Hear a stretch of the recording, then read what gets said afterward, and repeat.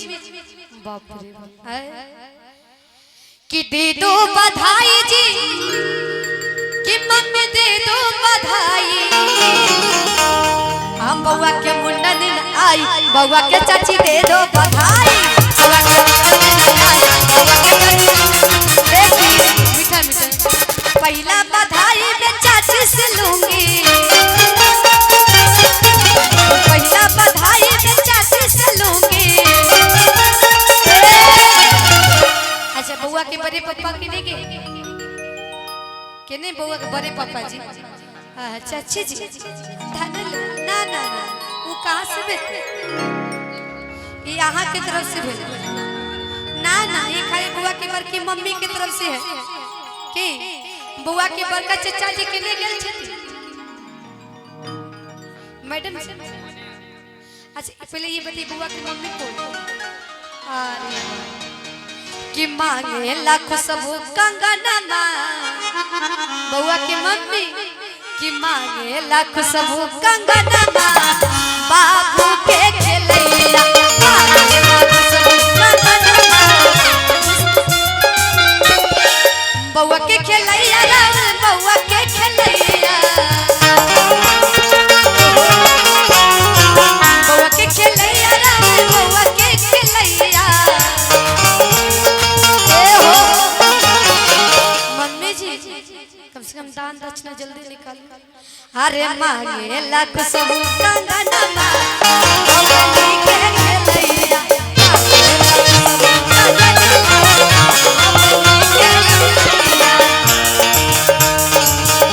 भैया के बानी फूफा जी घर में नुकाल होने से सामने तो फूफा जी बाप रे फूफा जी के कहीं स्पेशल के फूफा गारे न दै छी हम बात पूछै छी अच्छा कुछ कहेंगे तो गुस्साएंगे नहीं ना कि फूफा गारे न दै छी सुपारी मांगे छी और की हमर चचा कुमार आहा के चाची मांगे छी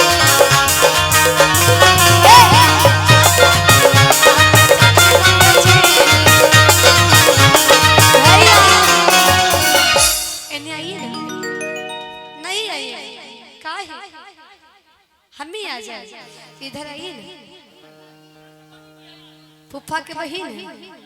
आही दादा रे फूफा जी आ जाइए नहीं बात अच्छा हम ही आ जाए चलो बात नहीं कोई बात नहीं की देखिए फूफा जी कितना निकले आई बउआ के फूफा जी की तरफ से भी 501 रुपया के आशीर्वाद है लेकिन बउआ के मम्मी जी ए बउआ के मम्मी है एने बुआ के बड़की दादी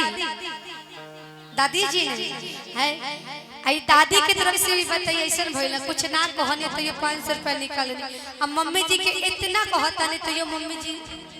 बुआ के पापा जी से पूछ रहे का जी है छुटकी दादी जी कहे ना कि हमारा कमर में साड़िया पहना दो ये राजा जी तब कंजूस नहीं ना करथिन देखो ना यहाँ कि हमारा कमर में साड़िया पहना दो ये राजा जी अच्छा बउआ की छोटकी दादी आ दिलवा के कारा से लागल बा बता दो ये राजा जी दिलवा के कारा से बता दो ये राजा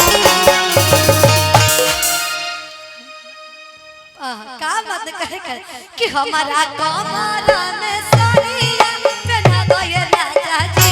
हमारा कमर में साड़िया पहना दो ये राजा तनी खड़ा हो जा आ दिलवा के कारा से लागल बता दो ये राजा जी आ दिलवा के बता दो ये राजा जी आ दिलवा के कारा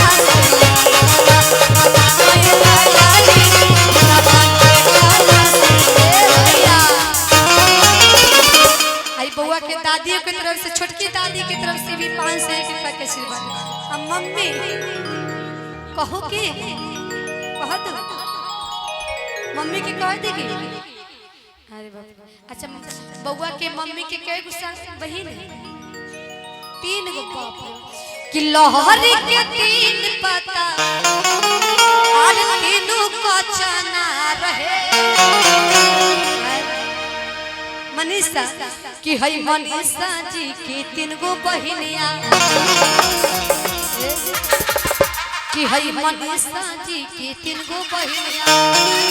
कि तीनों के तीनों खिला रहे। जब सुने वाला काम तो सुनाई ना, ऐसा अच्छा रही कि निकाल के जल्दी हम दोनों दे। हाँ एने बुआ के पापा जी ने आज आप भी आज साथ तो गाते हैं, लेकिन रउआ कहे खातिर पीछे छुपल कि लहरी के 3 पत तीनों का चना रहे।